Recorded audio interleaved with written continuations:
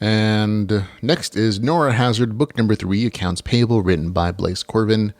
It is 329 pages. It is $4.99. It is available on Kindle Unlimited. Here's the author's description. The last 3 years have not been easy for Nora Hazard, but she's been able to create a new life for herself. Since becoming orb-Bonded, she's managed to survive, then thrive. She's mastered her power and grown up during her time as a soldier, even experiencing love.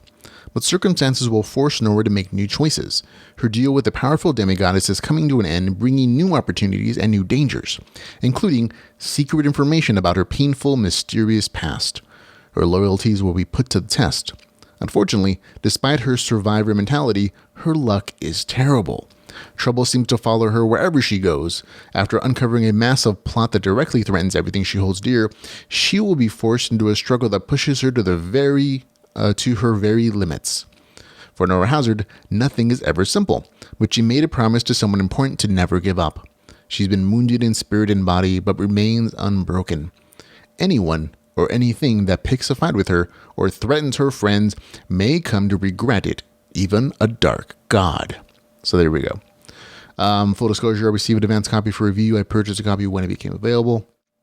I always like this series. And I'm always saddened when the author says like, oh, this is one of his series that is less, popular. And that's, I think that's some unfortunate. This novel in particular in this series is probably the most action filled. And I think it's going to have the most appeal in that respect. Because there's fights galore from beginning to end in this thing. And it is the last in the standalone Nora Hazard series line. From here on in, it'll still tie into that character is going to appear apparently in Double LLC, which is the main series in the story universe. But what a conclusion. There's tons of action. It does a really good job of resolving all the story threads from the series. I'm super surprised that how many of those plot lines are just like, oh yeah, you remember this one? You don't remember this one? I don't care. I'm going to finish it off. I'm going to tie it up for you. And I was like, oh, I genuinely as a reader was like, oh, there's a lot of stuff I kind of forgot happened in book 1, or like little threads and that the author was really sure about like concluding and tying off. So I'm like, super impressed that he even remembered to keep track of all those things, because it's a lot. The big highlight of the story is definitely going to be the action. There's so much of it that I was surprised that there was still room for character development.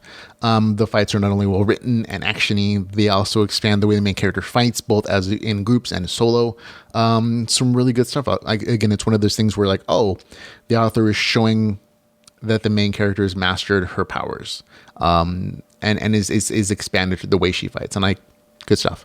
On the game mechanics side, things are still light, but this series on a whole has been light in that respect, so it shouldn't really be too big of a surprise.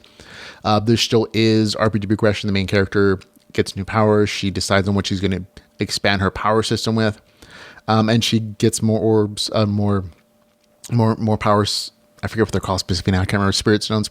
Yeah, more spirit stones to expand them in the future. But again, that's the system in this world. And in this particular novel, it was always a little bit lighter, but it still exists. Additionally, one of the things that's a little bit lessened is the emotional growth in book 3 compared to the other two novels. In books 1 and 2, I thought there was a lot of like really good emotional growth for the main character. And in book 3, it feels more like she's already settled into who she's going to be by the beginning of the story. And that part of that has to do with the fact that there's this multi-year time jump for the main character between books 2 and book 3. And part of that is to catch her up to the Delver's LLC series. The other part is just to kind of skip ahead through all the military stuff, which is where the book ended in book 2.